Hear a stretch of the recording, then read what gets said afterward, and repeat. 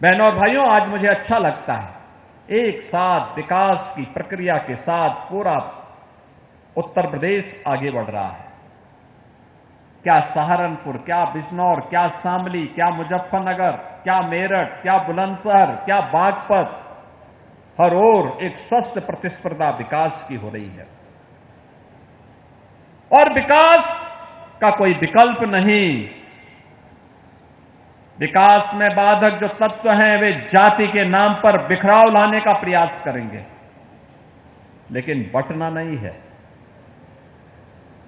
विभाजित नहीं होना है।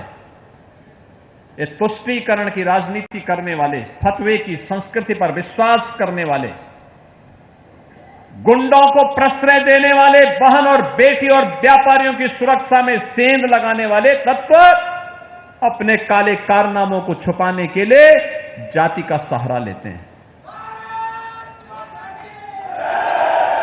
इनके द्वारा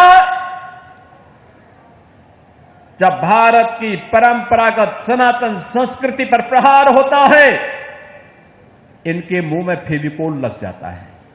ऐसे लगता है जैसे कि कुछ हुआ ही ना हो।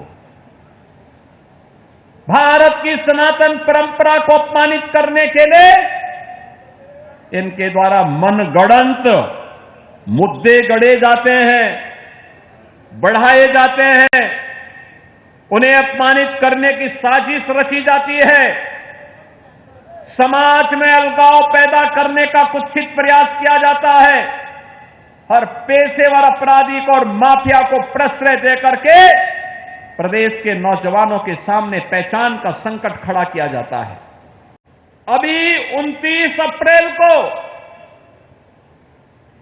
मेरठ से प्रयागराज के बीच 6 लेन का लगभग 600 किलोमीटर लंबा देश का सबसे बड़ा एक्सप्रेसवे प्रधानमंत्री जी ने उद्घाटन किया है।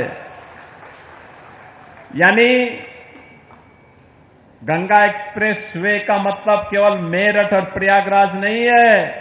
अगर सहारनपुर वासियों को लखनऊ या प्रयागराज जाना होगा तो लखनऊ जाने के लिए 6 घंटे और प्रयागराज जाने के लिए 7.5 घंटे की दूरी में वह प्रयागराज पहुंच सकते हैं। बहनों और भाइयों, अब सहारनपुर में क्या नहीं है?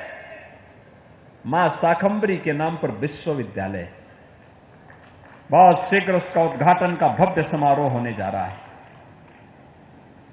एयरपोर्ट बनने जा रहा है, लगभग फाइनल स्टेज में चल रहा है। सहारनपुर भी देश और दुनिया से जुड़ेगा। बेहट में स्पोर्ट्स कॉलेज, अनेक डिग्री कॉलेजेस, नगर के अंदर बस स्टेशन, नगर क्षेत्र के सहारनपुर नगर के अंदर जल निकासी की समस्या का स्थायी समाधान की दिशा में ड्रेन बनाने की, आरसीसी ड्रेन बनाने की कार्रवाई को आगे बढ़ाने का कार्य, अनेक विकास की योजनाओं के साथ साथ बेहतर कनेक्टिविटी हो, एक और यह कार्य, और दूसरा मां शाकंभरी पीठ पर जाने के लिए एलिवेटेड हाईवे का निर्माण। अब आप जाएंगे वहां पर, सर्दी हो, गर्मी हो, बरसात हो, किसी भी सीजन में जाकर के आप मां के दरबार में माथा टेक सकते हैं, क्योंकि अब वहां पे जाने के लिए नदी के ऊपर एक एलिवेटेड हाईवे बनाया जा रहा है। तेजी के साथ काम चल रहा है, पूरे कॉरिडोर का विकास हो रहा है, बेहतरीन जन सुविधाएं विकसित की जा रही हैं। हर माननीय विधायक अपने अपनी विधानसभा में इन सब कार्यक्रमों को आगे बढ़ा रहा है। यानी अब वही सहारनपुर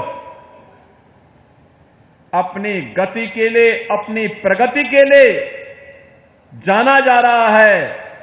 जिस सहारनपुर की पहले लोगों ने फतवे जारी कर करके दुर्गति कर रखी थी, अब ये फतवे की कार्य संस्कृति से मुक्त होकर के